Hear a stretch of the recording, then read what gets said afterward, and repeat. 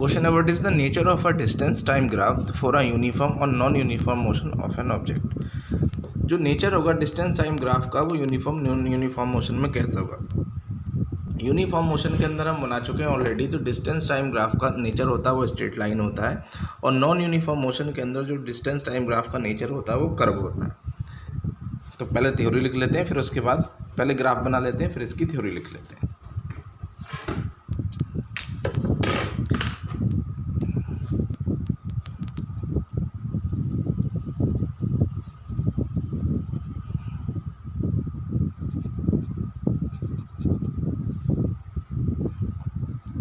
For uniform motion,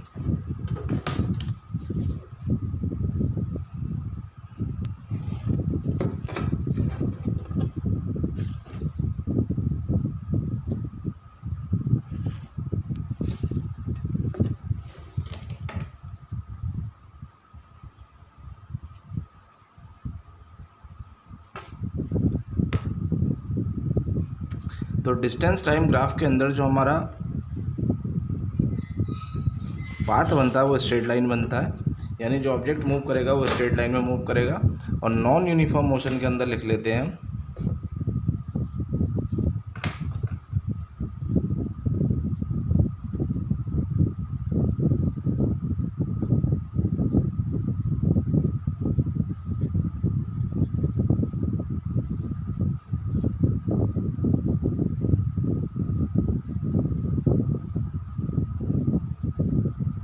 non uniform motion.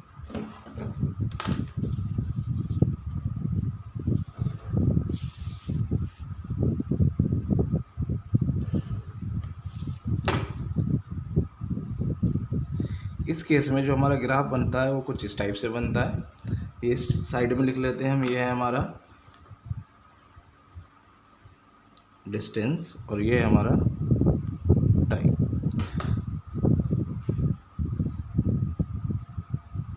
तो ये था सॉल्यूशन हमारा। क्वेश्चन नंबर 2 है what can you say about the motion of an object whose distance time graph is straight line parallel to the time axis. वो कह रहा है can you say about, क्या कहोगे अगर मोशन ऑफ एन ऑब्जेक्ट, किसी object का जो मोशन है उसका जो डिस्टेंस टाइम ग्राफ है वो स्ट्रेट लाइन पैरेलल है टाइम एक्सिस के। तो सबसे पहले हमें पता होना चाहिए टाइम एक्सिस क्या होता है और डिस्टेंस एक्सिस क्या होता है। टाइम एक्सिस होता है हमारा एक्स एक्सिस, और डिस्टेंस वाला जो एक्सिस लेते हैं वो लेते हैं हम वाई एक्सिस। पहले ग्राफ बना लेते हैं फिर इसको कर लेते हैं।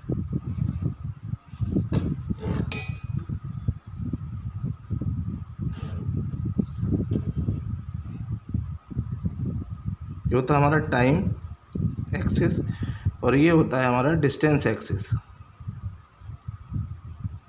डिस्टेंस एक्सिस अगर वो करा है जो स्ट्रेट लाइन है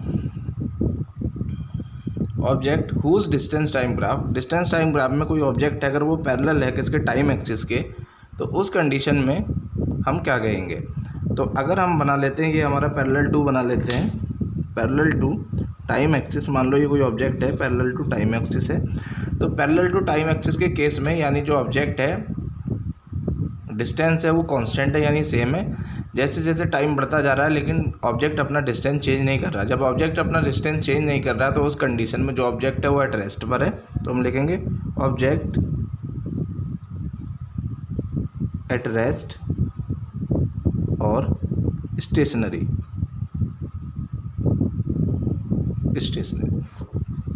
क्वेश्चन है what can you say about the motion of object if its speed time graph is straight line और parallel to the time axis. Question है क्या कहोगे किसी मोशन का, जो किसी ऑब्जेक्ट का जो मोशन है उसका जो स्पीड टाइम ग्राफ है उसकी जो स्ट्रेट लाइन है वो parallel to the time axis है, ये हमें बताना है। तो पहले ग्राफ बनाते हैं फिर उसके बाद हम इजीली इसको बता सकते हैं ग्राफ बनाकर।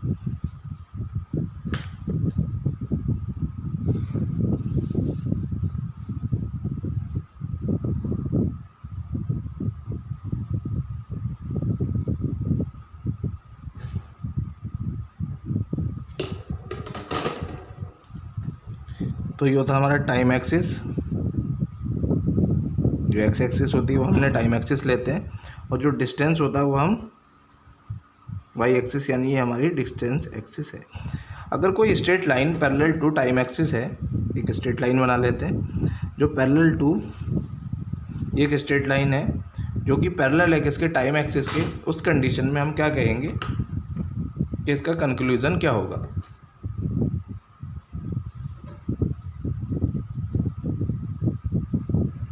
तो इस केस में भी जो ऑब्जेक्ट है वो किस में, कांस्टेंट स्पीड में मूव करेगा। तो ऑब्जेक्ट लिखेंगे answer, object is moving with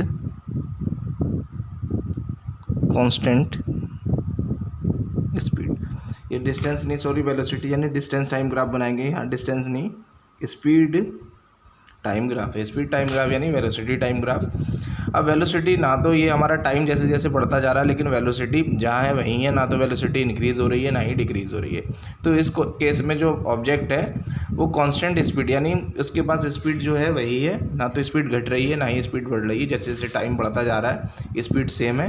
तो कोई भी ऑब्जेक्ट जो मूव करेगा अभी वो कांस्टेंट स्पीड के साथ मूव करेगा। तो ये था सॉल्यूशन हमारा क्वेश्चन नंबर 3 का। अब हम बनाते हैं क्वेश्चन नंबर 4। ग्राफ थोड़ा गलत बन गया था, हमने डिस्टेंस टाइम ग्राफ ले लिया था, लेकिन यहाँ स्पीड है तो स्पीड टाइम ग्राफ लेंगे। स्पीड टाइम ग्राफ ऐसे ही बनेगा जैसे हमारा वेलोसिटी टाइम ग्राफ बना था। क्वेश्चन है what is the quantity which is measured by the area occupied below the velocity time graph. Question है वेलोसिटी टाइम ग्राफ के अंदर जो एरिया ऑक्यूपाइड करते हैं उस क्वांटिटी को हम किस में मेजर करते हैं। तो हमने जब वेलोसिटी टाइम ग्राफ बनाते थे, ये बना लेते हैं ऐसे ही, ये हमारा वेलोसिटी टाइम ग्राफ, ये वेलोसिटी है और ये हमारा टाइम है। तो वेलोसिटी टाइम ग्राफ से हम इक्वेशन ऑफ मोशन निकालते थे। कोई ऑब्जेक्ट हमारे यहाँ होता था जिसकी इनिशियल वेलोसिटी कुछ होती थी, तो उस केस में हम इसको ऐसे ज्वाइन कर लेते थे और यहाँ से हम इसको ऐसे ज्वाइन कर लेते थे। तो उस केस में जो हमारा एरिया हम लेते थे, एरिया हम किसको लेते थे, डिस्टेंस को लेते थे, क्योंकि हमारी दो इक्वेशन आई थी, एस इक्वल टू कितना 2as इक्वल टू कितना v square minus you square, ये हमारी इक्वेशन आई थी। और s इक्वल टू कितना ut plus half A T square, ये तीसरी इक्वेशन है हमारी और ये हमारी दूसरी इक्वेशन है। तो ये दो इक्वेशन निकाली थी। तो उस केस में जो एरिया होता था, एरिया इक्वल टू कितना डिस्टेंस लेते थे हम, डिस्टेंस को, और डिस्टेंस हम किसको बोलते थे, s को।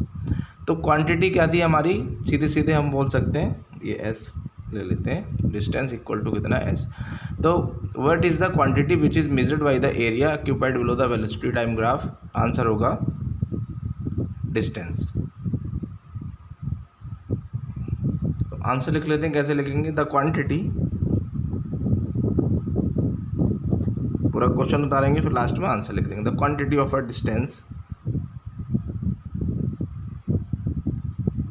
The quantity of a distance is measured, distance को हम मेजर करते थे, distance is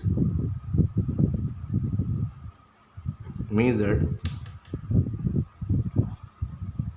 by the area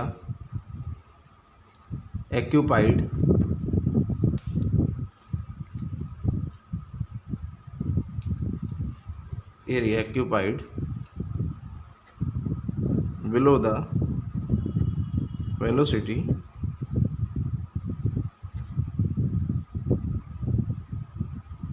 time graph.